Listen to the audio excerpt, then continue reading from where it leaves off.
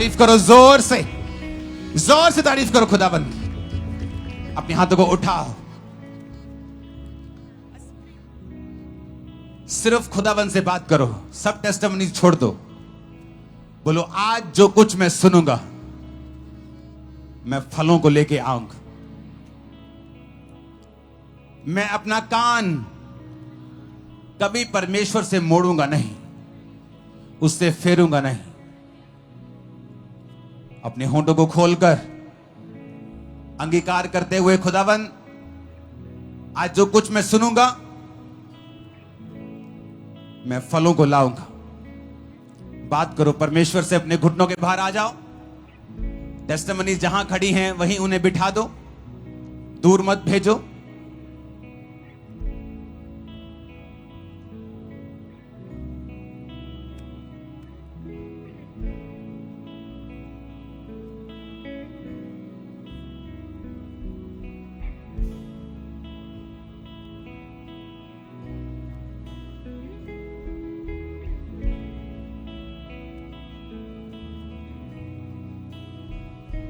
प्रभु यीशु मसीह के सामर्थी नाम में हम मांगते हैं।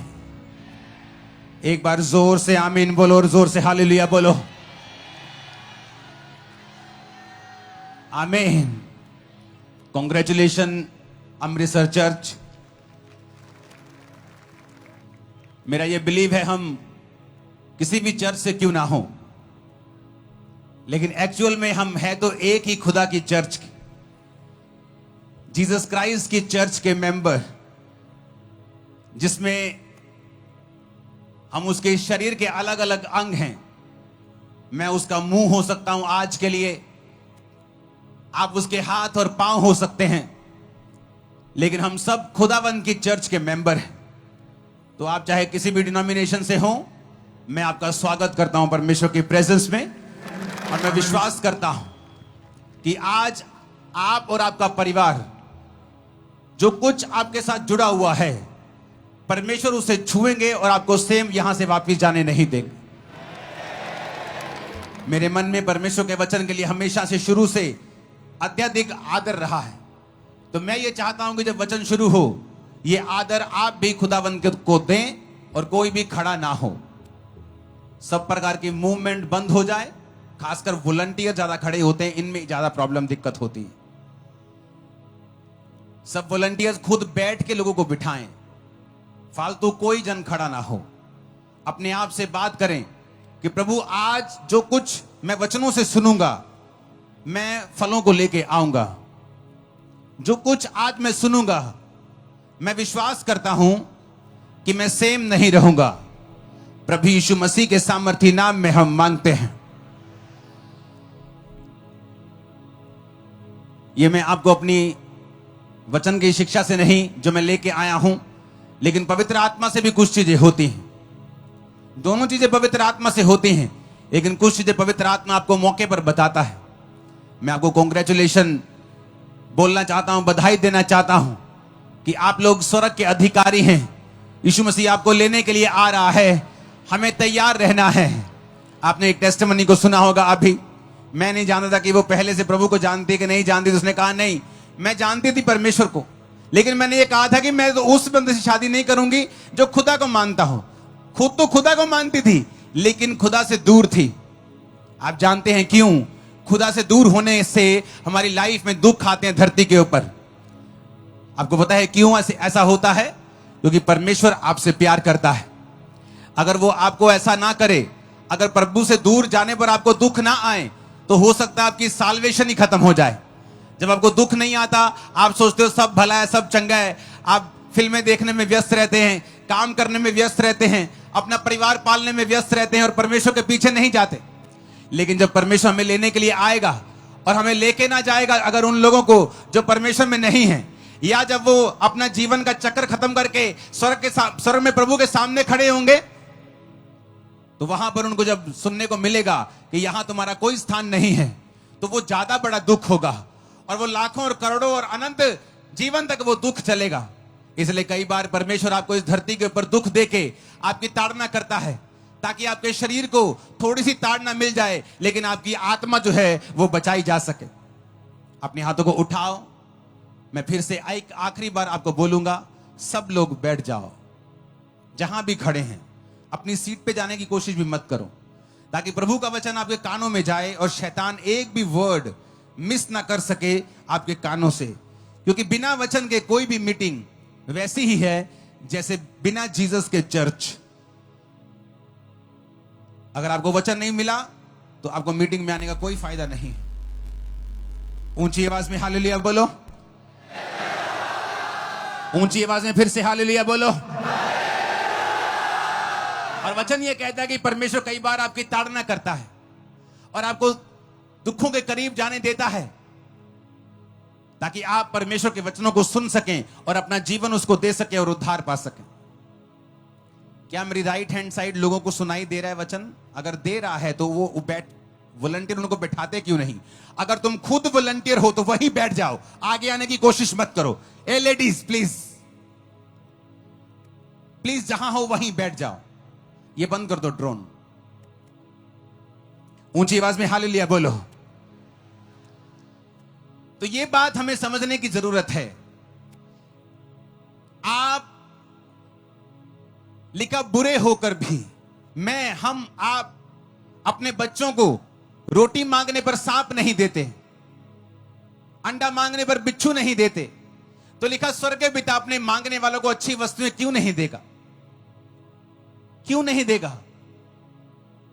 आप में से एक भी जन ऐसा नहीं है जो कहे आओ भाग्यवान हम 2-3 बच्चे पैदा करें, ताकि वो बहुत सा संघर्ष करें, बहुत सी बीमारियों को झेलें, बहुत हॉस्पिटल घूमें, गरीबी में रहें, पसीने माथे की पसीने की रोटी खाएं, सदा दुखी रहें, रोते रहें, कठिन कठिन काम करते रहें। एक भी कपल ऐसा नहीं होगा।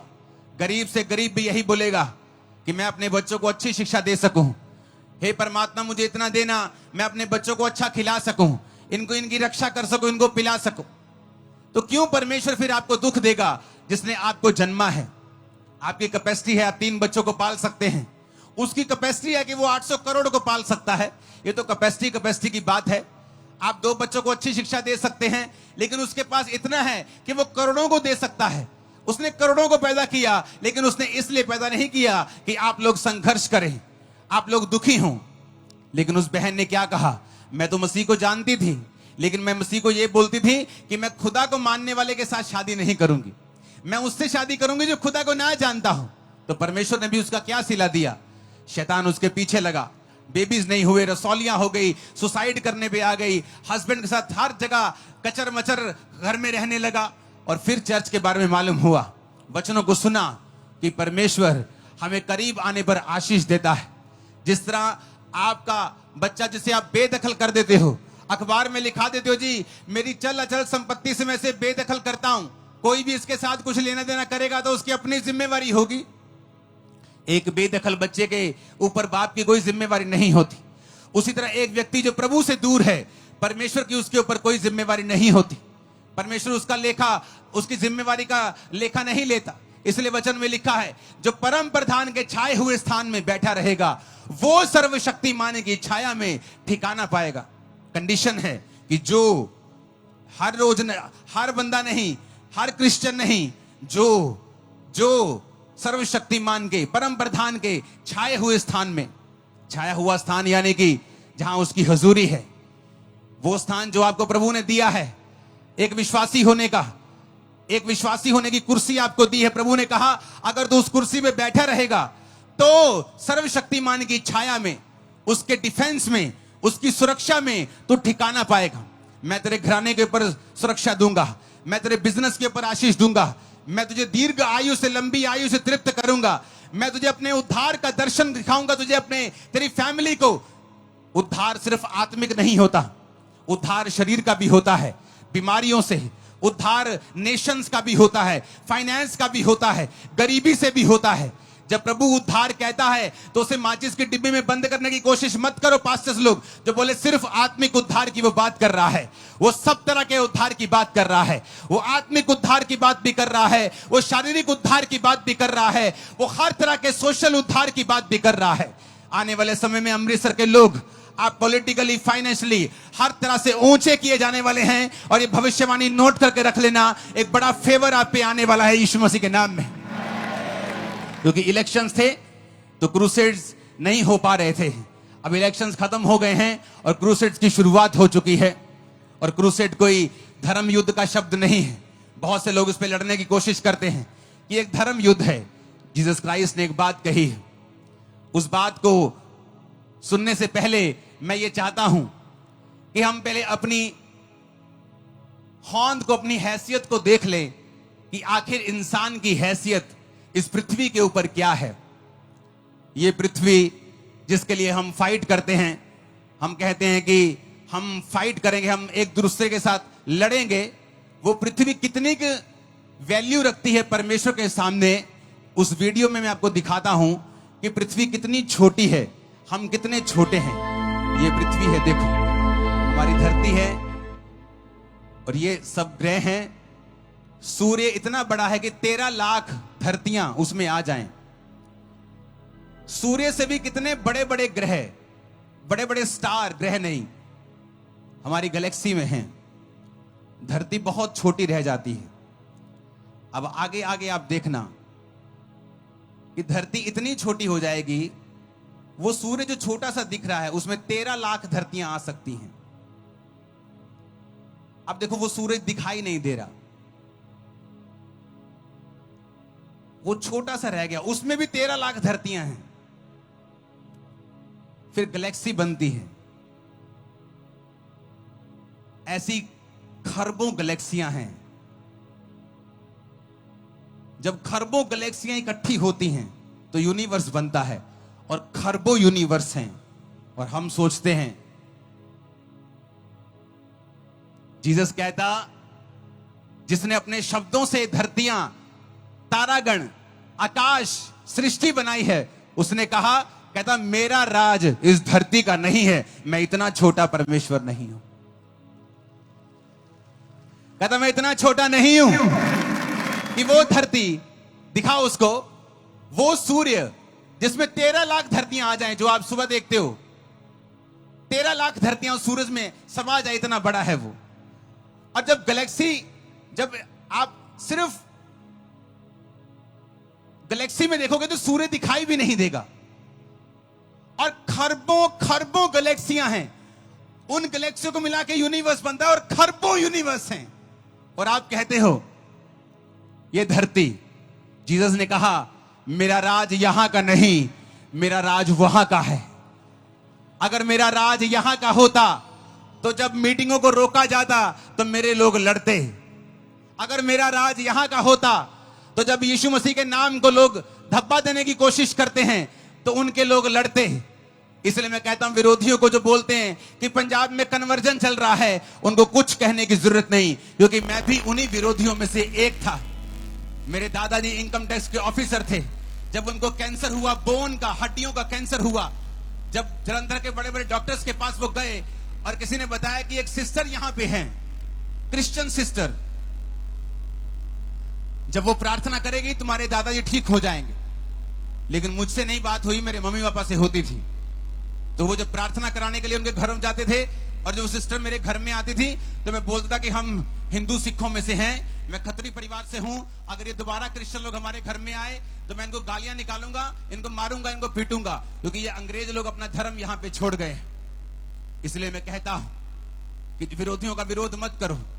अगर मेरा भी विरोध करते क्रिश्चियन लोग तो मैं आज यहां पे ना होता। जब मेरा विरोध हुआ वो मेरे घर में वापस नहीं आए। मुझे मेंटली अपसेट के अटैक होने शुरू हुए। सुसाइड करने की तरफ जब मैं चल पड़ा, सब जगह जाके देखा, न्यूरोलॉजिस्ट के पास, दिमाग के डॉक्टर्स के पास। मैं खुद पढ़ा लिखा इंजीनियर था, मेरी फैमिली में बहुत सारे डॉक्टर हैं, कहीं भी इलाज जब नहीं हुआ। जिस दिन सुसाइड करना था, ओवरडोज लेके, भांग खा के, बहुत सारे नशे में करने लगा था, उस दिन एक हिंदू व्यक्ति जो उस चर्च का मेंबर था, उस बहन ने कहा, परमेश्वर का आत्मा मुझसे कह रहा है उस घर में दोबारा जाओ।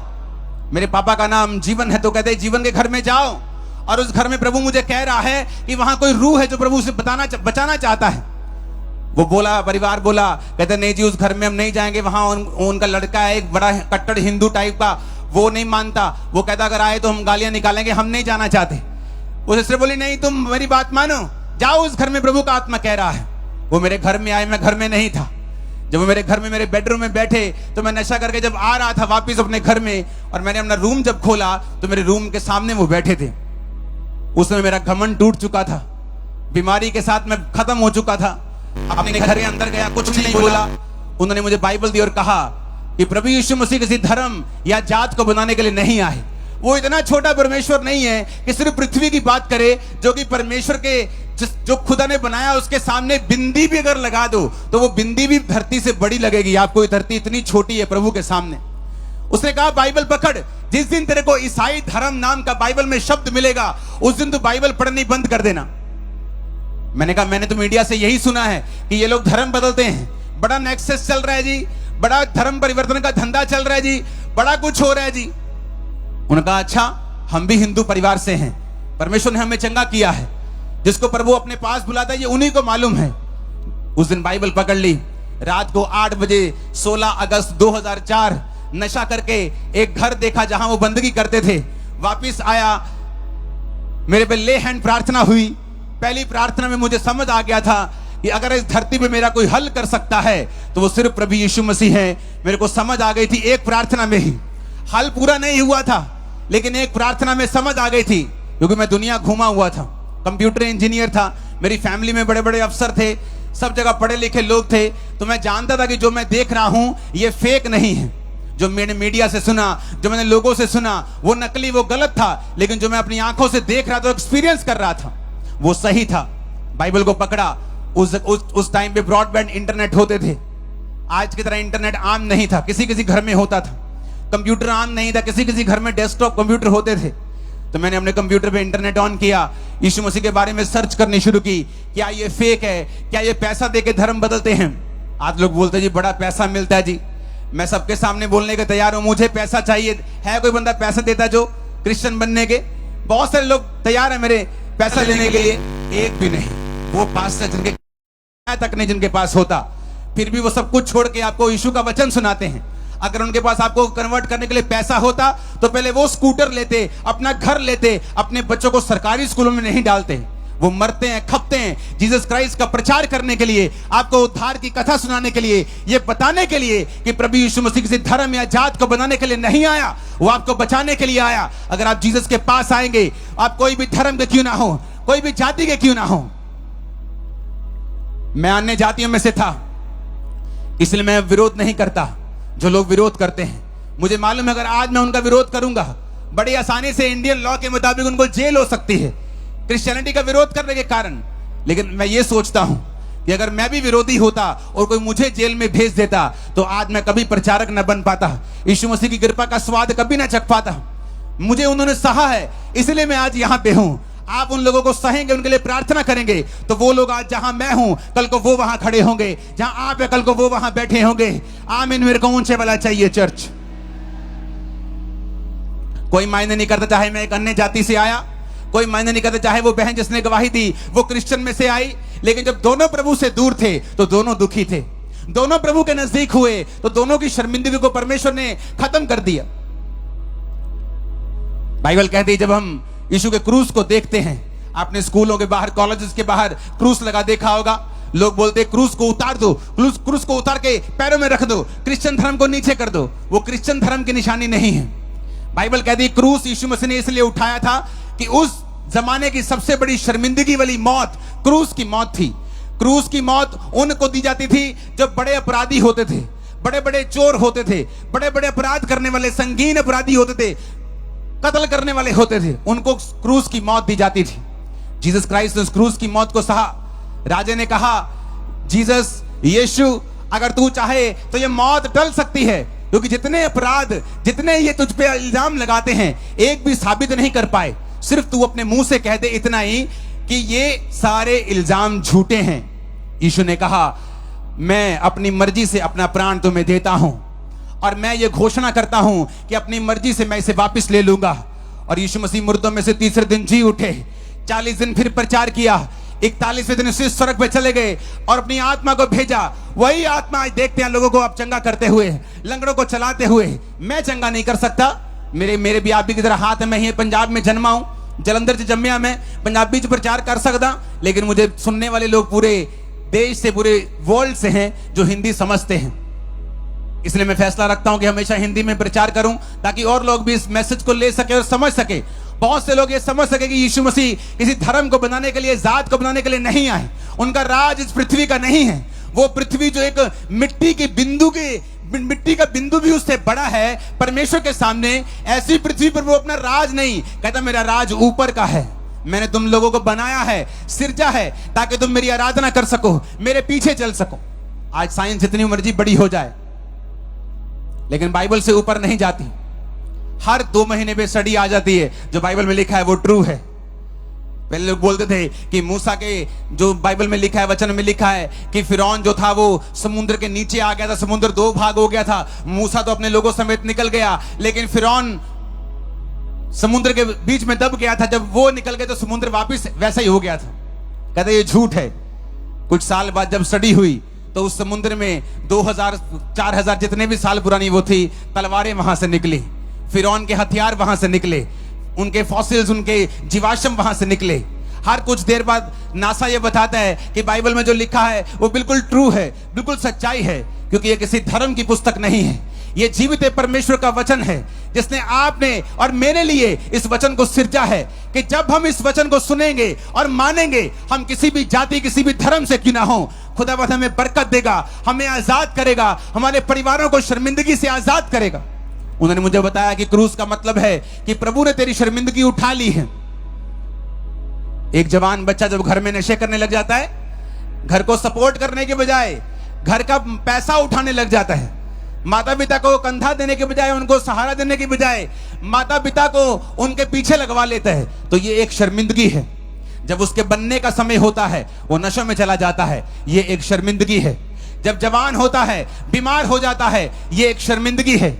मुझे बताया गया कि अगर मैं जीसस क्राइस्ट के उस क्रूस के ऊपर विश्वास करूं, जो किसी धर्म का प्रतीक नहीं है, बल्कि इस बात का प्रतीक है कि प्रभु यीशु मसीह इस दुनिया में आए थे और मेरे लिए सारी शर्मिंदगी को अपने ऊपर बिना किसी पाप के उठा लिया। आज जो कोई उस क्रूस के ऊपर विश्वास करेगा, परमेश्वर ने कहा वो उसकी शर्मिंदगियां धरती के ऊपर से जाती रहेंगी। मैंने विश्वास किया क्रूस के ऊपर, बाइबल पढ़ी। आज मुझे 20 साल हो चुके हैं, 2024 आ चुका है। 20 साल में मैंने कितने ही बार, सैकड़ों बार बाइबल पढ़ ली। नया नियम तो मैंने सैकड़ों बार ही पढ़ लिया, पुराना नियम भी कई बार पढ़ लिया। एक भी बार बाइबल में ये नहीं आया कि मैं ईसाइयों का परमेश्वर हूं। एक भी बार ये नहीं आया कि मैं धर्म बदलने आया हूं। एक भी बार नहीं आया कि धरती पे मेरा राज, परमेश्वर ने कहा मेरा राज वहां का है। धरती पर वो राज जो तुम लोग कहते हो, वो राज परमेश्वर स्थापित करने के लिए नहीं आए, वो आत्मिक राज को स्थापित करने के लिए आए। नहीं तो हम लड़ते, शारीरिक रूप में लड़ते तो उसका राज स्थापित हो। यीशु ने कहा मेरा राज आत्मिक है। तुम सब लोग मेरे धर्म और राज का पीछा करो, तुम सब लोग बाइबल का पीछा करो, तुम सब लोग वचन को सुनो, तो देखो अन्य जातियां जिन वस्तुओं की खोज में रहती हैं, क्या खाएंगे, क्या पिएंगे, क्या पहनेंगे, परमेश्वर ने कहा ये सब वस्तुएं तुम्हें पीछे पड़ के मिल जाएंगे। किसी वस्तु के पीछे तुम्हें जाना नहीं पड़ेगा। एक राजे का बच्चा जब सुबह उठता हो और राजा के पास जाकर रोए, खूब रोए, जोर जोर से रोए, चिल्ला चिल्ला के रोए, और राजा पूछे क्या चाहिए, क्यों रो रहा है तू? और वो बोले मुझे नाश्ता चाहिए। तो राजा सिर पे हाथ मारेगा, अरे बेटा ये लाखों करोड़ों खरबों रुपया तेरा है, मेरे बाद तू राजा होगा, सब तेरा है बेटा, तू नाश्ते के लिए क्यों रो रही है? तो तुझे मिलेगा ही, कपड़े तो मिलेंगे ही। जीसस ने कहा सुलेमान के जैसे कपड़े इस दुनिया में किसी ने नहीं डाले। सबसे बुद्धिमान था वो, आज तक सुलेमान के जैसा बुद्धिमान कोई नहीं हुआ। प्रभु ने कहा सुलेमान के जैसे कपड़े मैंने किसी को नहीं पहनाए, लेकिन एक फूल को, एक फ्लावर को जो सुबह उगता और शाम को झड़ जाता है, उसको सुलेमान से भी अच्छे कपड़े पहनाए हैं। तो तुम्हें क्यों नहीं पहनाऊंगा जो उसके धर्म और राज्य की खोज करते हो। उसने कहा चिड़ियों को देखो, कौओं को देखो, वो नहीं बटोरते, स्टोर नहीं बनाते कि चलो जी दाने रखा लो, काम मांगे। परमेश्वर ने कहा ना वो काटते हैं ना वो बटोरते हैं, तो भी तेरा स्वर्गीय पिता उन्हें खिलाता है। तो तेरा स्वर्गीय पिता जिसने तुझे जन्मा है तुझे क्यों कर ना खिलाएगा? तुम चिंता करके ना कहना क्या खाएंगे क्या पिएंगे। परमेश्वर तुम्हें खिलाएगा भी, पिलाएगा भी, तुम्हें पहनाएगा भी। लेकिन पर तू उसके धर्म और राज्य की खोज करना, पहले उसके धर्म और राज्य का पीछा करना, तो दुनिया की सारी वस्तुएं तुम्हें पीछे पड़ के मिल जाएंगी, दुनिया की सारी ब्लेसिंग्स तुम्हें पीछे पड़ के मिल जाएंगी। पहले उसके धर्म और राज्य की खोज करना। ऊंची आवाज से बोलो हालेलुया, फिर से बोलो हालेलुया। मत्ती 8 उसकी 1 आयत में लिखा है, जब वह उस पहाड़ से उतरा तो एक बड़ी भीड़ उसके पीछे हो ली, और देखो एक कोढ़ी ने उसके पास आकर प्रणाम किया और कहा, हे प्रभु, यदि तू चाहे तो मुझे शुद्ध कर सकता है। यीशु ने हाथ बढ़ाकर कहा, छुआ और कहा, मैं चाहता हूं तू शुद्ध हो जाए, और वो तुरंत अपने कोढ़ से शुद्ध हो गया। इसमें कहीं नहीं लिखा जीसस ने कहा हो कि भाई पहले अपना नाम बदल, अपनी जात बदल, पहले अपना धर्म बदल, फिर मैं तुम्हें छूंगा और चंगा करूंगा। उसने कहा, बाइबल ने कोढ़ी पास आकर उसे प्रणाम किया। प्रणाम का जब बाइबल लिखी गई थी तो यीशु मसीह के जन्म से पहले की बाइबल असली भाषा इब्रानी में लिखी गई थी। यीशु मसीह के जन्म के बाद की बाइबल, नया नियम जिसे बोलते हैं, वो असली भाषा यूनानी में लिखी गई थी। जो लोग ये कहते हैं कि बाइबल में बहुत सारे शोध हुए हैं, जी बाइबल ओरिजिनल थोड़ी है, हजारों बार इसमें एडिटिंग हुई है। बाइबल में एक बिंदु भी कभी एडिट नहीं हुआ। क्यों? उसका कारण है, जब इब्रानी भाषा में बाइबल लिखी गई तो इब्रानी भाषा अगर आप स्टडी करें तो दुनिया की सबसे बड़ी भाषाओं में से एक है। उसमें एक शब्द के कितने ही शब्द हैं। अगर मैं हिंदी में बोलूं, मैं आपसे प्यार करता हूं, तो मैं भाई से बोलूंगा, जब अपने भाई सगे भाई से, उससे भी प्यार करता हूं। अपने बेटे से बोलूंगा, बेटी से बोलूंगा, प्यार करता हूं। पत्नी से कहूंगा तो उससे प्यार करता हूं, प्यार करता हूं। एक ही प्यार शब्द है, लेकिन इब्रानी में अलग अलग है। इब्रानी में प्रेम को बोलते हैं फिलियो। पत्नी का प्रेम अलग है, भाइयों का अलग है। खुदा का अनकंडीशनल प्रेम, उसे अगापे बोलते हैं। तो जब ये ट्रांसलेट हुई अलग अलग भाषा में इब्रानी से, तो लोगों के पास शब्द नहीं थे, तो उन्होंने फिलियो को भी प्रेम लिख दिया, पत्नी वाला प्रेम भी प्रेम लिख दिया, खुदा वाला प्रेम भी प्रेम लिख दिया। और जब आगे आगे उनको अच्छे शब्द मिलते थे जो उससे भी अच्छा था, तो वो उन शब्द को काट के जो पुराना लिखा होता था, एक नया शब्द ऐड करते थे कि असली भाषा के हिसाब से ये शब्द उससे ज्यादा मैच करता है। इसलिए लोग बोलते शोध हुई, जबकि वो शोध नहीं है। इब्रानी और यूनानी भाषा में आज तक एक बिंदु की शोध नहीं हुई, एक भी बिंदु। वचन कहता है हालेलुया। अब जब यूनानी भाषा में लिखा हुआ है कि वो कोढ़ी खुदा के पास आता है और उसे वर्शिप करता है, इंग्लिश में लिखा है worship him, and behold there come a leper and worship him.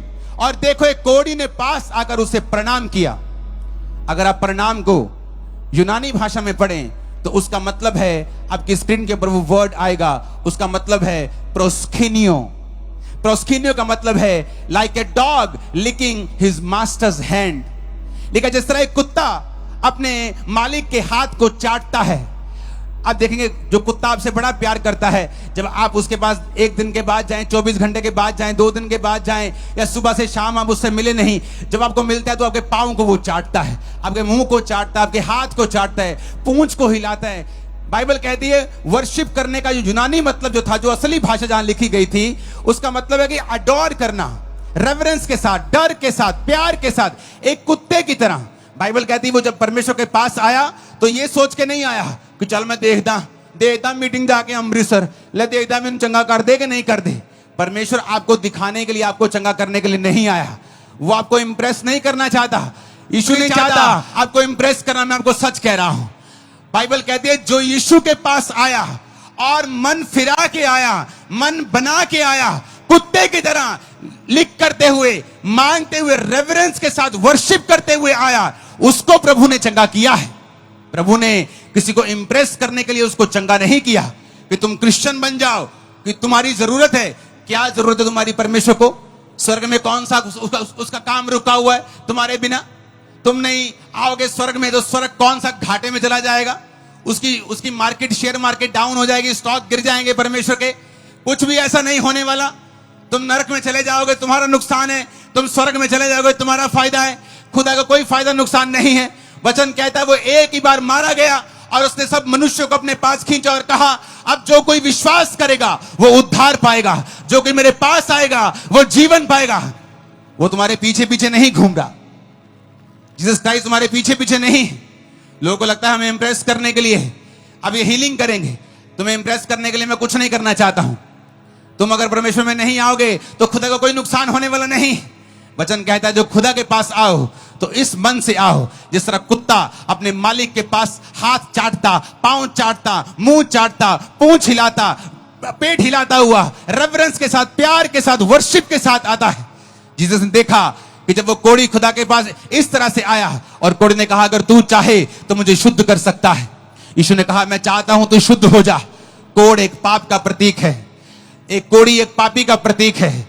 जब एक व्यक्ति कोढ़ी होता था तो उसे घर से दूर भेज देते थे। फैमिली में नहीं रह सकता, मोहल्ले में नहीं रह सकता, दूर रहना पड़ता था बिजनेस छोड़ के। आज लोगों की हालत यही हो चुकी है। फैमिलियां उन्हें रिजेक्ट कर देती हैं, बिजनेस उनका चलता नहीं है, लाइफ में रिजेक्शन है, लेकिन अभी तक फोकी आकड़ उनकी गई नहीं है। लाइफ में सब कुछ टूटा हुआ है लेकिन अभी भी फूफा गई नहीं। उस फूफा को, उस फोकी आकड़ को जो मेरी थी, परमेश्वर ने पहले तोड़ा। जब मैं कहता था कि मैं इस धर्म में कभी नहीं जाऊंगा, ये गोरों का धर्म है, और जब मुझे समझ आई कि प्रभु यीशु मसीह तो गोरों का परमेश्वर नहीं, वो तो एशिया में पैदा हुए। इजराइल तो एशिया का सेंटर है, दुनिया का सेंटर है इजराइल। तो उन्होंने तो सेंटर को चुना है, एशिया को चुना है पैदा होने के लिए। अगर एशिया में जाएंगे तो वहां गोरे नहीं है, वहां इंडियन पाकिस्तानी के जैसे लोग हैं। हमारी चमड़ी किसी की ज्यादा गोरी है, किसी की कम गोरी है इंडियंस की। कश्मीर में चले जाओ तो ज्यादा थोड़ी गोरी है, तो उनकी कश्मीरियों के जैसी गोरी गोरी चमड़ी है उनकी, लेकिन गोरों की जैसी चमड़ी नहीं है। गोरों ने तो बाद में यूरोप में पौलुस की तरफ प्रचार हुआ, फिर अमेरिका में गया, फिर कनाडा में गया। कनाडा में तो क्या 3 करोड़ सारे लोग हैं अभी तक, तो वहां अभी तो बहुत लेट प्रचार गया। तो गोरों का वो परमेश्वर नहीं है। वो इजराइल में पैदा हुआ, एशिया में पैदा हुआ। वहां से 12 चेलों को जब परमेश्वर का सुसमाचार सुनाया गया, उसके बाद लोगों को सुनाया गया, हजारों लाखों, आज 400 करोड़ लोग परमेश्वर को फॉलो करते हैं। और परमेश्वर हमें इंप्रेस करने के लिए नहीं आया। ये मीटिंग किसी को इंप्रेस करने के लिए नहीं है। ये मीटिंग किसी धर्म को बदलने के लिए, किसी धर्म को नीचा, किसी धर्म को ऊंचा करने के लिए बिल्कुल नहीं है। ये जीसस क्राइस्ट को, उसके प्रचार को सुनने के लिए कि यीशु मसीह आपसे प्यार करते हैं। उसने प्यार के तहत अपनी जान दी है, प्यार के तहत कोड़े खाए हैं, प्यार के तहत आपकी शर्मिंदगी उसने क्रूस पर उठाई है, और वो मारा गया और जी उठा। और उसने कहा जो कोई मेरे पीछे आएगा, वो शर्मिंदगी जो उसकी लाइफ की है मैं उसे खत्म कर दूंगा। मेरी लाइफ की शर्मिंदगी खत्म हुई। उस बहन की टेस्टिमनी आपने सुनी, उसकी लाइफ की शर्मिंदगी खुदा ने खत्म की। हजारों गवाहियां आज हमने सुनी, उनकी लाइफ की शर्मिंदगी खुदा ने खत्म की। वो आपकी शर्मिंदगी आज रात जो खुदा को अपना जीवन दे देंगे, खत्म कर देगा सदा के लिए। आपके परिवारों से, रिश्तेदारों से, लाइफ से आज से यीशु के नाम में शर्मिंदगियां खत्म हो रही हैं। आमीन। मेरे को इतना ऊंचा चाहिए कि साथ वाला ऊंची आवाज में आमीन। Hallelujah, hallelujah. उसने कहा मैं चाहता हूं तू शुद्ध हो जा, क्योंकि तू मेरे पास जब आया है तुम दीन मन होकर के आया है। जब तू मेरे पास आया है तो एक कुत्ते की तरह, डॉग जैसे लिक करता है पैरों और हाथों को, तो उस तरह आया है। इसलिए मैंने कहा यूनानी और इब्रानी भाषा बहुत, इंग्लिश में लिखा वर्शिप किया, लेकिन यूनानी में लिखा है उसने प्रोस्कोनियो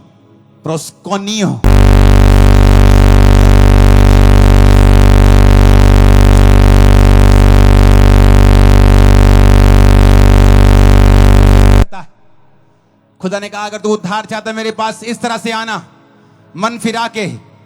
कुछ लोग बोलते हैं ले मैं तो आंदा ही नहीं सी सेवा करन, ले ऐसा कभी मत बोलो। ये कोई गवाही नहीं, ये कोई गवाही नहीं। अगर आप जीसस को, अगर आप यीशु मसीह को रेवरेंस के साथ, भय के साथ, प्रेम के साथ उसके सामने आएंगे, उसने ये नहीं कहा जब मैं, अगर तू मुझे चंगा करेगा मैं तुझे फॉलो करूंगा, मैं भी मान लूंगा तू यीशु है। यीशु के पास 2 क्रूस पर डाकू चढ़ाए गए थे, एक डाकू सज्जे एक खब्बे। तो एक डाकू उनमें से बोला अगर तू मसीह है तो अपने आप को नीचे उतार और मुझे भी नीचे उतार, मैं मान लूंगा तू मसीह है। दूसरा डाकू उसे डांटता है कि हमने तो पाप किया, अपराध किया है, हम क्रूस के ऊपर हैं, लेकिन इसने कोई पाप, कोई अपराध नहीं किया। यीशु मसीह को अपने हाथों और पैरों पर कील ठोकने वालों को माफ करता हुआ देख रहा था, वो देख रहा था कि ये कोई आम इंसान नहीं है, ये सचमुच परमेश्वर का पुत्र है। और उसने कहा, दूसरे डाकू ने, हे प्रभु, जब तू स्वर्ग में जाए तो मुझे याद रखना। यीशु ने कहा, आज रात तू मेरे साथ स्वर्ग में होगा, आज शाम तू मेरे साथ स्वर्ग में होगा। यीशु ने उसको रिस्पॉन्स नहीं दिया जो उसको ताने मार रहा था कि मैं भी तेनू फॉलो कर लांगा, मैं भी ईसाई बन जाऊंगा, मेरे जीवन से काम कर। परमेश्वर ने कहा, नहीं, मैं उसकी लाइफ में काम करूंगा। उसने कहा, हे प्रभु। दूसरे ने कहा, प्रभु तू मेरी बात को सुन, जब तू स्वर्ग में जाए तो मुझे याद रखना, मेरी सुधि लेना। यीशु ने कहा, आज कोई बपतिस्मा नहीं दिया उसको, इसका मतलब ये नहीं बपतिस्मा नहीं लेना, उसके पास समय नहीं था बपतिस्मा लेने का, उसने मुंह से अंगीकार किया प्रभु, तो बाइबल कहती है परमेश्वर से स्वर्ग में ले गए। और जीसस ने कहा, आज शाम तू मेरे साथ स्वर्ग में होगा। तेरे पास कैसे आना है? मन फिरा के, मन को दीन करके, उस पर एहसान नहीं करना है, उसके पास जाना है, क्योंकि उसने आपको और मुझे सब चीजों को बनाया। धरती तारागण उसके शब्दों से बनाए गए हैं। जो मैंने आपको ये वीडियो दिखाई है, बड़ी छोटी सी वीडियो है, इंटरनेट पे सर्च करना, इससे बहुत बड़ी अच्छी अच्छी वीडियो आपको मिल जाएंगे, जहां आपको धरती का साइज मालूम होगा कि ये कितनी छोटी है, कितनी स्मॉल है। और इस छोटे से मिट्टी के बिंदु के लिए परमेश्वर लड़ेगा? नहीं, उसने पूरी धरती, पूरे आकाश के तारागण को अपने शब्दों से बनाया। लेकिन आपको और मुझको अपने शब्दों से नहीं बनाया, अपने हाथों से, मिट्टी से गोकर, मिट्टी से गूंथ कर, अपने जीवन के सांस को फूंक कर हमें बनाया है। हमारी परमेश्वर की निगाह में एक कीमत है, हम प्रभु की निगाह में कीमती हैं, हम उसके बेटे और बेटियां हैं। अगर हम उसके पीछे जाएंगे, हमारी जिंदगी को वो बेहतर करेगा, हमारे परिवारों को बेहतर करेगा, हमारे फाइनेंशियल कंडीशंस को बेहतर करेगा। उसने कहा, जो कोई मेरे पीछे आएंगे मैं उन्हें सिर बना दूंगा, पूंछ नहीं बनाऊंगा। तुम बहुत से लोगों को नौकरियां दोगे, बेस्ट देशों में तुम जाओगे, बेस्ट पोजीशंस हासिल करोगे, बेस्ट पद में तुम हासिल करोगे। आमीन। मेरे को ऊंचे वाला चाहिए चर्च। Hallelujah, hallelujah. ऊंची आवाज में हालेलुया बोलो। आप विश्वास करते प्रभु यीशु मसीह आपके लिए आए? बाइबल कहती एक 12 साल की लहू बहने वाली औरत भीड़ में जाके प्रभु को छूती है और जीसस मुड़ जाते हैं और कहते मुझे किसी ने छुआ है। चेले कहते, प्रभु तू ठीक है ना, सारे तेनू छू रहे, देख ला पूरी भीड़ तेरे नाल है, और तू कह रहा कि मैनू किसी ने छुआ। प्रभु कहता, नहीं, मुझे किसी ने छुआ क्योंकि मुझ में से सामर्थ्य निकली है। कहता, नहीं प्रभु, सारी भीड़ तेरे साथ है, सब तुझे छू रहे हैं। प्रभु ने कहा, नहीं, किसी ने विश्वास के साथ मुझे छुआ है। तो वो औरत डरती कांपती प्रभु के सामने आई और उसने कहा, मैं एक अशुद्ध औरत हूं। जब औरतों के गुप्तांग से लहू बहने की बीमारी होती थी तो वो औरतें किसी को छू नहीं सकती थी, अगर छूती थी तो उन्हें पत्थर मार के मार दिया जाता था पुरानी व्यवस्था के अनुसार। तो वो डर रही थी कि अगर मैं अंगीकार कर लूंगी कि मैंने किसी यहूदी को अपनी अशुद्धता में छू लिया है तो लोग मुझे मार देंगे। तो वो डर रही थी, सामने नहीं आ रही थी। लेकिन जब उसने जीसस को छुआ तो बाइबल कहती, जीसस ने कहा, किसी ने मुझे छुआ है। जब उस औरत ने देखा कि जीसस तो मगर ही पै गए, यीशु तो मगर ही पै गए, मैनू किसी ने छुआ, मैनू किसी ने छुआ, सारे छू रहे, इन्हू किवें पता लगा मैनू छुआ? यीशु ने कहा, किसी ने विश्वास के साथ मुझे छुआ है। वो औरत डरती और कांपती हुई बाइबल कहती है यीशु के सामने आई और सारी कहानी बताई। और यीशु ने कहा, जा, तेरे विश्वास ने तुम्हें चंगा किया है, अपनी इस बीमारी से बची रहे, जा, कुशल से चली जा। वहां हजारों लोग होंगे। बाइबल कहती शमौन कोढ़ी के घर में प्रभु गए, लेकिन ये कभी नहीं लिखा कि शमौन कोढ़ी ठीक हुआ। शमौन कोढ़ी रहा, शक करता रहा। जे ये परमेश्वर है तो इन्हों नहीं पता, वैश्या सी जड़े दे पैर तो गई, जे ये रब है इन्हों नहीं पता लगा, आ फलाना बंदा पापी है दे कोल आके खा गया। यीशु ने कहा, जब तुम बीमार होते हो तब डॉक्टर के पास जाते हो कि जब ठीक होते हो तब जाते हो? फिर डॉक्टर मुझे कितना आया भी बा डॉक्टर साहब फुल फैक्ट फाइनल उदा ही है, 1000 रुपया देन तन होता है ऐसा? बोलो। जब तुम बीमार होते हो डॉक्टर के पास जाते हो। जीसस ने कहा, मैं धर्मियों को बुलाने नहीं आया हूं, मैं पापियों को बुलाने आया हूं, छोटों को बुलाने आया हूं, कमजोरों को बुलाने आया हूं, तुच्छों को बुलाने आया हूं, गरीबों को बुलाने आया हूं, इनको बुलाने के लिए आया हूं। मेरी चर्च में कुछ साल पहले की बात है, मैं नाम नहीं लूंगा, जो ऐसे कुछ फेसबुक के लोग विवाद खड़ा कर देंगे। तो वो क्रिश्चियन नहीं था बंदा, वो कौन था मैं ये नहीं बताऊंगा। तो जब वो चर्च में अंदर एंटर करने लगा तो उससे दारू की बड़ी स्मेल आ रही थी। और एक होता है कि किसी ने 2-4 पैग लगाए हैं, दारू की स्मेल आ रही है, लेकिन बंदा ठीक ठाक है, कायम है, थोड़ा बहुत इधर उधर बोल रहा है, कुछ वैसे ठीक ठाक है, लेकिन वो चल भी नहीं पा रहा था। दारू पी हुई, पूरी दारू पी हुई, हट्टा कट्टा जवान, दाढ़ी, पूरा पंजाबी बंदा एंड फिट।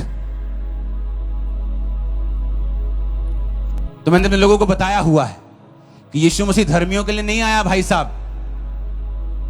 अगर तुम लोगों को यह कहते हो कि परमेश्वर के घर में जाओ, साफ होके आइयो थे, अगर साफ होके ही जाना है,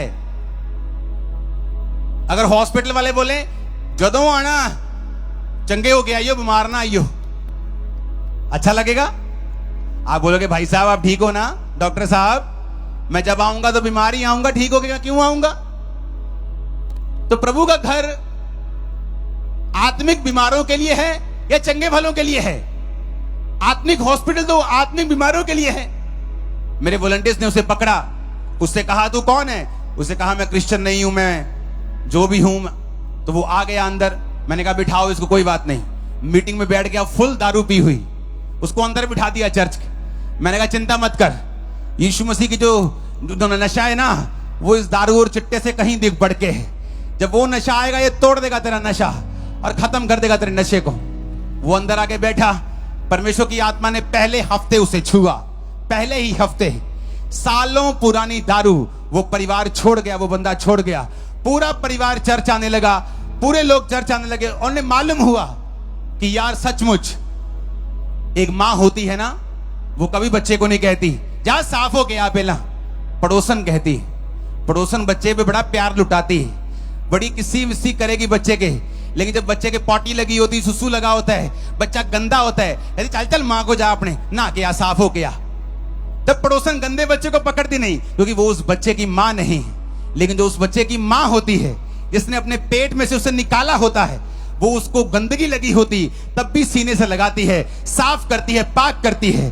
तो जीसस आपकी असली माँ है और बाप है, इसलिए वो आपको छोड़ता नहीं और त्यागता नहीं।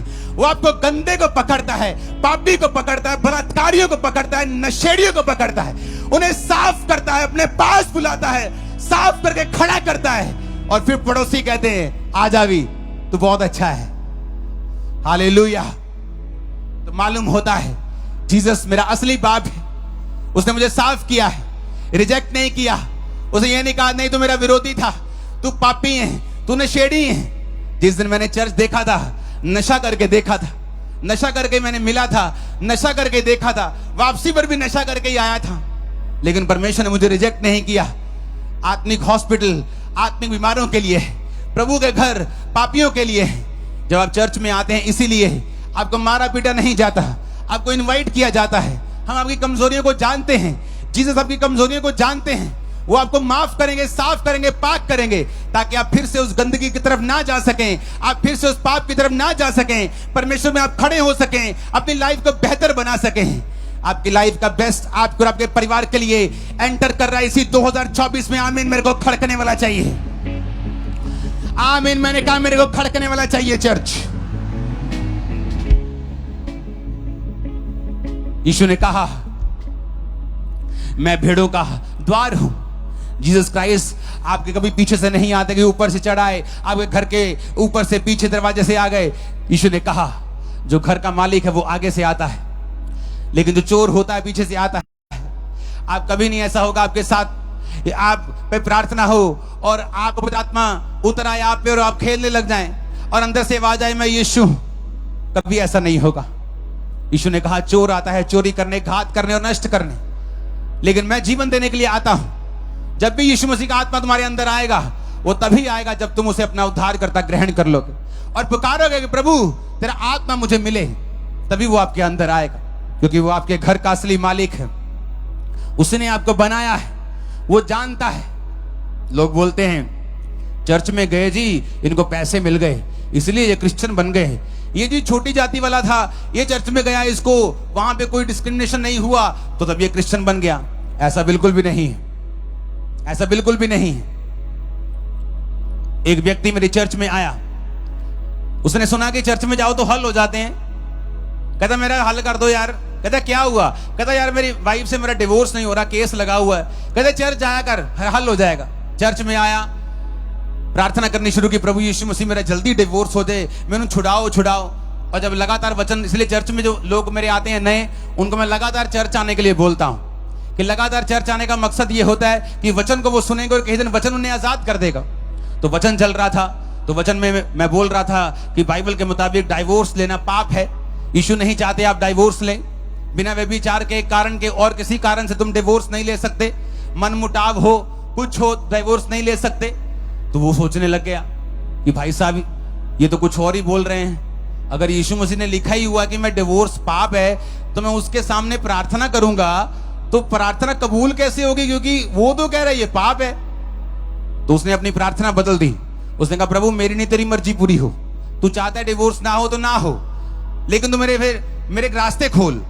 अपने घर में, अपने गांव में वापस गया। ਉਹਦੇ ਸਰਪੰਚ ਉਹਦੇ ਨਾਲ ਗੱਲਬਾਤ ਕਰਨ ਲੱਗ ਗਏ। ਜਿਹੜੇ ਪਹਿਲਾਂ ਉਤੋਂ ਦੁਖੀ ਰਹਿੰਦੇ ਸੀ, ਨਾਰਾਜ਼ ਰਹਿੰਦੇ ਸੀ ਕਿ ਤੂੰ ਸਾਡੀ ਪਿੱਠ ਲਵਾਈ, ਤੂੰ ਕੁੜੀ ਨਾਲ ਗਲਤ ਕੀਤਾ।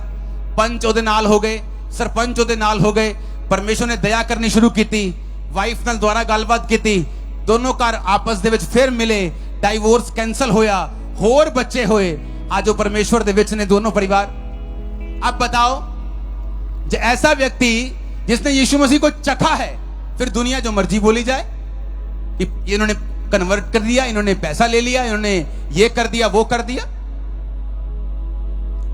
जो चर्च में बना रहा हूं 2017 से बना रहा हूं। अगर पैसा कन्वर्ट करने के लिए मेरे पास होता तो पहले मैं चर्च जल्दी बना लेता, टाइम ना लगाता, क्योंकि जैसे जैसे फंड आता है वैसे चर्च बनती। और फंड भी गौरा नहीं भेज रहा, गोरे तो पैसे आउंदे ने, ये तो पैसे आउंदे ने, कितों नहीं आउंदे, यही लोग दिंदे ने। ਜਿਹੜੇ ਅੱਜ ਵਾਲੇ ਪੈਸੇ ਸਾਰੇ ਲਾਈਟਾਂ ਵਾਲੇ ਨੂੰ ਦੇ ਜਾਣੇ ਨੇ, ਆ ਟੈਂਟਾਂ ਵਾਲੇ ਨੂੰ ਦੇ ਜਾਣੇ ਨੇ। ਜਿਹੜੇ ਚਰਚ ਆਣੇ ਨੇ ਉਹ ਚਰਚ ਤੇ ਲਾ देने ने। हालेलुया। तो ये बात समझने की जरूरत है। एक परिवार जब चर्च में आता है, कहते चर्च में आने से क्या हो जाता है, मैं समझाता हूं फिर क्या हो जाता है। कि एक जब हस्बैंड वाइफ चर्च में आते हैं तो जब उनको समझाया जाता है कि भाई साहब इब्रानी भाषा में बाइबल लिखी गई है, उसमें कोई सास ससुर नाम का जिक्र नहीं है। जब तुम्हारी शादी होती है, तुम्हारे हस्बैंड के माता पिता तुम्हारे अपने माता पिता हैं, और तुम्हारे लड़की के माता पिता तुम्हारे हस्बैंड को बोलते तुम्हारे अपने माता पिता हैं। अगर तुम उन्हें सास ससुर की तरह लोगे तो बाइबल के मुताबिक तुम पाप करोगे और तुम्हारी आयु को प्रभु घटाएगा। तो पत्नी सास ससुर की इज्जत करने लग जाती है, पति अपने सास ससुर को माता पिता समझ के इज्जत करने लग जाता है, घर में बरकत आ जाती है। वो पैसा विधवाओं को अपनी कमाई के 10वें अंश से उनकी हेल्प होती है। चर्च में प्रभु के परमेश्वर के काम होते हैं, कमाई में बरकत आ जाती है, परिवार में बरकत आती है। बीमारियां यीशु के कोड़े खाने से हम चंगे हो चुके, वो बोलता है बीमारियां चली जाती हैं।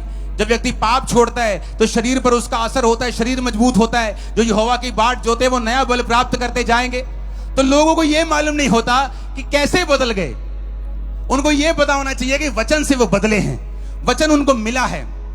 आप जब कोई चीज लेते हैं, कोई टीवी लेते हैं, कोई सामान लेते हैं, उसके साथ एक पुस्तक आती है, जिसे मैनुअल बुक बोलते हैं। उसमें लिखा होता है कि इसमें क्या क्या फंक्शन है।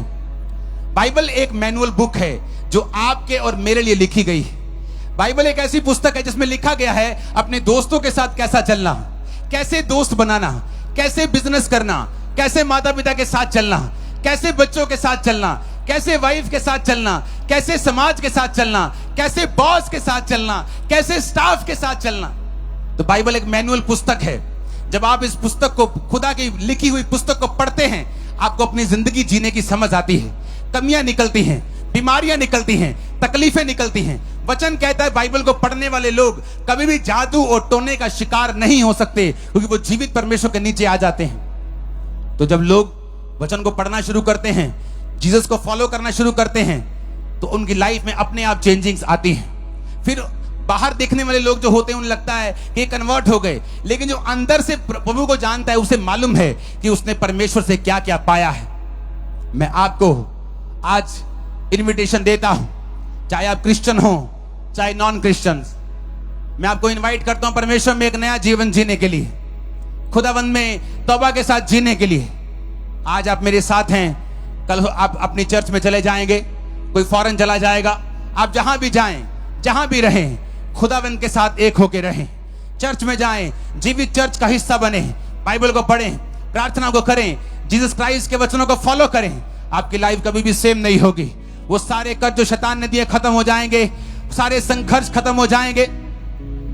आज मेरी लाइफ में कोई संघर्ष नहीं, क्योंकि मैंने उस संघर्ष वाला टाइम देखा है और ये समझा है कि जीसस की इच्छा नहीं है हम संघर्ष करें। लेकिन उस लेवल तक हमें आने के लिए, समझने के लिए, प्रभु के सिस्टम को आत्मा में, वचन कहता है, पौलुस कहता है, तुम्हारी ज्ञान इंद्रियां अभ्यास करते करते पक्की हो जाती हैं। पता लगता है ये पाप है, ये नहीं करना, ये करना, ये शरीर का काम है, आत्मा का काम है। तो परमेश्वर कहता है जब ऐसा तुम करने लगोगे, वचन के पीछे चलने लगोगे, तो तुम्हारा संघर्ष खत्म हो जाएगा। यीशु के पीछे चलो, क्योंकि मैं तुम्हारे संघर्ष को खत्म होते हुए, तुम्हारे आंसुओं को खुदाबंद को पहुंचते हुए देख रहा हूं और तुम्हें हंसते हुए देख रहा हूं। आमीन। मेरे को ऊंचे वाला चाहिए चर्च। मैंने कहा मैं तुमको हंसते हुए देख रहा हूं यीशु मसीह के सामर्थी नाम। तैयार हो यीशु में जीवन बिताने के लिए? मैंने कहा तैयार हो यीशु में जीवन बिताने के लिए? तैयार हो यीशु के पीछे चलने के लिए? चाहे तुम क्रिश्चियन परिवार से जन्मे हो, चाहे नहीं जन्मे, यीशु जीवन है, मार्ग है, सच्चाई है, ये वचन में लिखा है। हम उसके पीछे चलेंगे तो हम बरकत मिलेगी, शैतान के बंधनों से हम आजाद होंगे, बैरी की चालें नाश हो जाएंगी, हम पिता के पास आ जाएंगे, शांति आ जाएगी अंदर जो कभी नहीं मिलती, वैक्यूम खत्म हो जाएगा जिसे कोई दुनिया की ताकत और ब्लेसिंग और कोई परिवार का मेंबर भर नहीं सकता। हालेलुया। इसलिए यीशु ने कहा था मैं तुम्हें अनाथ नहीं छोड़ूंगा, मैं अपना आत्मा तुम्हें दूंगा। तुम्हारे माँ हो, बाप हो, भाई बहन, बेटियां बेटे हो, पवित्र आत्मा नहीं तो तुम अनाथ की तरह हो, खुदा नहीं, प्रभु नहीं तो तुम एक अनाथ की तरह हो। मेरा विश्वास है आज इस वचन को सुनने के बाद आप प्रभु में अपना जीवन बिताएंगे, आप प्रभु में चलेंगे और बरकत को पाएंगे और आशीष को पाएंगे प्रभु यीशु मसीह के सामर्थी नाम में। सब जन खड़े हो जाओ।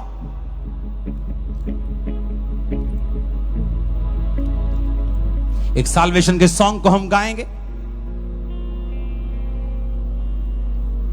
जितने लोग जो प्रभु को नहीं जानते या जानते हैं तब भी प्रभु के पीछे नहीं चलते, जब यह मीटिंग खत्म हो जाएगी, आप लोग मीटिंग खत्म होने के बाद आगे आ जाएंगे और मेरी टीम आपके लिए प्रार्थना करेगी, मैं आपके लिए प्रार्थना करूंगा और आपको सिखाया जाएगा कि यीशु मसीह में कैसे चलना है। Don't change spirit. हालेलुया। आप से कोई डिमांड नहीं है हमारी, तो मेरी टीम एक ही बार फोन करती है आपको, उसके बाद आपको कॉल करनी होती है। वो आपको एक बार समझाएगी बाइबल किस तरह पढ़नी है, यीशु को किस तरह से मानना है। वो धर्म नहीं बदलता, जीवन बदलता है। आपको एक बाइबल मिलेगी, आपको प्रेयर पेपर मिलेगा, आपके लिए प्रेयर होगी। मीटिंग के बाद 10-15 मिनट में आपको आगे आना है और अपना नाम लिखाना है, और कोई पैसा नहीं, कोई चार्ज नहीं, सब कुछ फ्री है। चर्च में ले हैंड का कोई पैसा नहीं है, अनॉइंटिंग ऑयल का कोई पैसा नहीं है, वहां रहने का कोई पैसा नहीं है, खाने का कोई पैसा नहीं है। जीसस ने कहा तुमने फ्री पाया, तुम फ्री दोगे। आमीन। मेरा यह विश्वास है कि जब हम ये वर्शिप करेंगे, मैं आपके लिए प्रार्थना करूंगा, यीशु मसीह का आत्मा आपको सेम यहां से वापस नहीं जाने देगा। वर्शिप के दौरान आप तौबा करेंगे खुदाबंद से, अपने पापों से मन फिराकर प्रभु के पीछे चलने का फैसला करेंगे। और जब मीटिंग खत्म हो जाएगी, जो लोग प्रभु को जीवन देना चाहते हैं, चाहे वो क्रिश्चियन हो चाहे नॉन क्रिश्चियन हो, जिनको लगता है कि मुझे प्रभु को अपना जीवन फिर से डेडिकेट करना है, वही आगे आएंगे। अपने हाथों को उठा, हिलाओ अपने हाथों को। दे दिया, उसे कुर्बान कर दिया, मिली मुक्ति नया जीवन हो गया। तूने बेटा दे दिया, उसे कुर्बान कर दिया, मिली मुक्ति नया जीवन हो गया।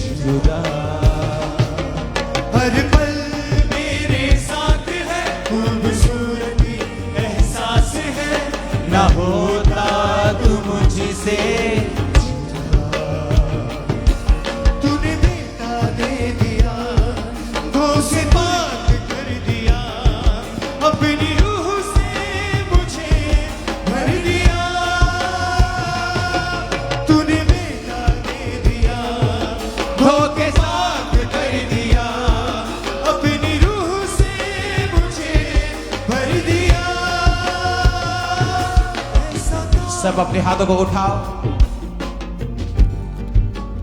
ऊंची आवाज में मेरे पीछे बोलो, बोलो प्रभु यीशु मसीह, मैं पापी हूं, मुझे माफ करें, मेरे जीवन में आए। मैं विश्वास करता हूं कि आप मेरे लिए मारे गए, गाड़े गए और तीसरे दिन मुर्दों में से जी उठे। प्रभु यीशु मसीह, मैंने सुना है कि जो कोई आपके पास आता है आप उसे रिजेक्ट नहीं करते, वो कितना भी बड़ा पापी क्यों ना हो। मुझे ग्रहण करें, अपना बेटा मुझे बनाएं, अपनी बेटी मुझे बनाएं। आप मेरे उद्धारकर्ता हैं, आप मेरे परमेश्वर हैं। ऊंची आवाज से बोलो आमीन। फिर से आमीन बोलो ऊंची आवाज में, आमीन बोलो फिर से ऊंची आवाज में। तूने मुझको चुन लिया, धोखेबाज कर दिया, अपनी रूह से मुझे भर दिया। तूने मुझको चुन लिया, धोखेबाज कर दिया, अपनी रूह से मुझे भर दिया। ऐसा काम ये किया, अपनी आग से भरा, नेमतों और फलों से भरा। ऐसा काम ये किया, अपनी आग से भरा, नेमतों और फलों से भरा। तू पाक है। अपने हाथों को उठाओ, अपने देश के लिए प्रार्थना करेंगे। अपने हाथों को उठाओ, यीशु मसीह का आत्मा हमारे देश को छुए। नई सरकार जो बनी है खुदाबंद, अपने प्रधानमंत्री जी के लिए प्रार्थना करते हैं खुदा बाप। इस देश के लिए प्रार्थना करते हैं मेरे सामर्थ्य परमेश्वर। नई कैबिनेट के लिए प्रार्थना करते हैं खुदाबंद। सब सांसदों के लिए प्रार्थना करते हैं, इस एरिया के लिए प्रार्थना करते हैं खुदाबंद। तेरी बरकत इस देश पे हो। आप जिस भी देश से मुझे देख रहे हैं, अपने देश को अपने हाथों में उठाएं, अपनी आत्मा में उसे रखें। अगर झंडा नहीं है तो दिल में उसे उसका झंडा रखें और यीशु मसीह को अपने देश को ब्लेस करने के लिए बोले, क्योंकि वो हर एक देश के लोगों को आशीषित करना चाहता है। यीशु ने कहा तुम उनके लिए प्रार्थना करना जो पॉलिटिकल लीडर हैं, ताकि तुम भक्ति से जीवन बिता सको और शांति से जीवन बिता सको। इस एरिया को तेरे हाथों में सौंपते हैं खुदावंद। कभी कोई अंधकार की शक्ति काम न कर सके, साजिशें काम न कर सके खुदावंद। हम मिल के रहें यीशु मसीह, तेरे प्रेम का संदेश फैलाते रहें। इस भारत को खुदावंद तेरे हाथों में सौंपते हैं। इस देश को ब्लेस कर खुदावंद, इसकी इकोनॉमी को ब्लेस कर खुदावंद, से और ऊंचा कर। प्रभु यीशु मसीह के सामर्थी नाम में हम मांगते हैं, आमीन। ऊंचा ये आशीष हमारी। मुझ में तू बसा, मेरी सांस है, तू रूह है खुदा। हर पल मेरे साथ है, खूबसूरती एहसास है, न होता तू मुझसे जुदा। हर पल मेरे साथ है, खूबसूरती एहसास है, न होता तू मुझसे। तूने बेटा दे दिया, उसे कुर्बान कर दिया, मिली मुक्ति, नया जीवन हो गया। तूने बेटा दे दिया, उसे कुर्बान कर दिया, मिली मुक्ति, नया जीवन हो गया। रूह को